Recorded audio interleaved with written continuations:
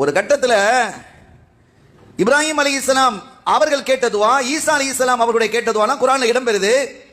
அல்லாஹ் என்னுடைய அடியார்கள் பாவம் செஞ்சா நீ அவங்க தண்டிக்கிறதும் மன்னிக்கிறதும் உன்னுடைய பொறுப்பு. இன் துஅஸிபுஹும் இபாதுக், நீ அவர்களை தண்டிச்சா அவங்க உன்னுடைய இபாதத்து தான், உன்னுடைய அடியார்கள் தான்.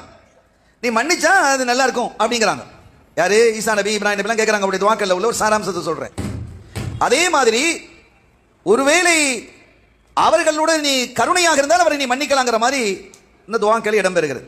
இந்த ஆயத்துக்களை ஓதிட்டு ஸல்லல்லாஹு அலைஹி வஸல்லம் அழ ஆரம்பிச்சிட்டாங்க.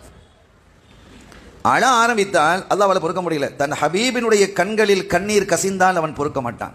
ஜிப்ரீல் அனுப்பிட்டான். என்னன்னு கேட்டுவாங்க. அவனுக்கு தெரியாதா? ஏன் அவனுக்கு தெரியாதா? நமக்கு தெரியும். இந்த மரமண்டைக்கு ஏறணுமே, இந்த மாதிரி நிகழ்ச்சிகள் இதெல்லாம் நடந்தால் தானே விளங்கும். அப்பவே விளங்காம 1000 மண்டைகள் இருக்கு, என்ன செய்யறது?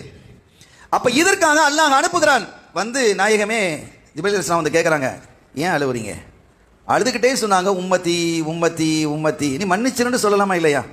அந்த நபிமார்கள் நீ தண்டித்தால் உன்னுடைய அடியார்கள், நீ மன்னிச்சா நல்லா இருக்கும் அப்படின்னு சொல்றாங்கல்ல, அதை போல சொல்லிட்டு போலாமே.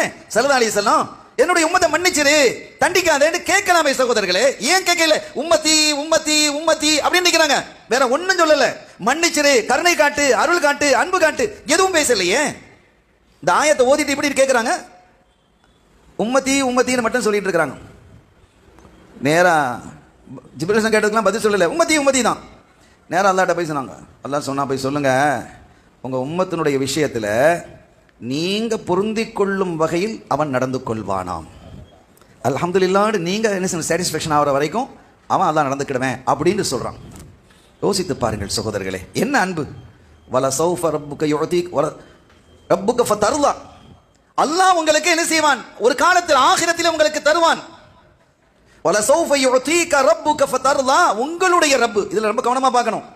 ரப்புங்கிறதுக்கும் ஏன் ரப்புங்கிறதுக்கும் இடையில வித்தியாசம் இருக்கா இல்லையா? வாப்பா, ஏன் வாப்பா, என்னுடைய நண்பன், என் பிள்ளை அப்படின்னு சொன்னாலே அது தனி ஒரு அந்தஸ்து.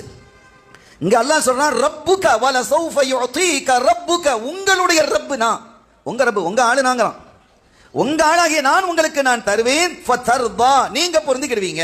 அப்படின்னா என்ன? நீங்க பொருந்திக் கொள்ளும் அளவுக்கு நான் தருவேன் தானே அர்த்தம். இந்த ஆயத்தை இறங்கினது சில இந்த தஃசீர்களை நீங்க பாருங்க. லா அர்தா, யார் சொல்றா? ஸல்லல்லாஹு சொல்றாங்க, நான் பொருந்த மாட்டேங்கிறாங்க. நீ எவ்வளவு தந்தாலும் நான் பொருந்த மாட்டேன். அது ஆச்சரியம் இல்லையா சகோதரர்களே? இப்படி யாராவது பேச முடியுமா? அல்லாட்ட பேச முடியுமா? அத்தாட்டையே பேச முடியாது, அல்லாட்ட எங்க பேச? செப்பையை கலத்திடுவார் அத்தா. அல்லாட்ட என்ன செய்யறாங்க? பேசுறாங்க. லா அர்தா சொல்லிட்டு அடுத்து சொல்றாங்க, ஓ வாஹிதும் மின் உம்மதி ஃபின்னார். என் உம்மத்துல ஒருத்த நரகத்துல இருக்கும் வரை நீ தருவதை என்னால் புரிந்து கொள்ள முடியாது ரப்பேங்கிறாங்க.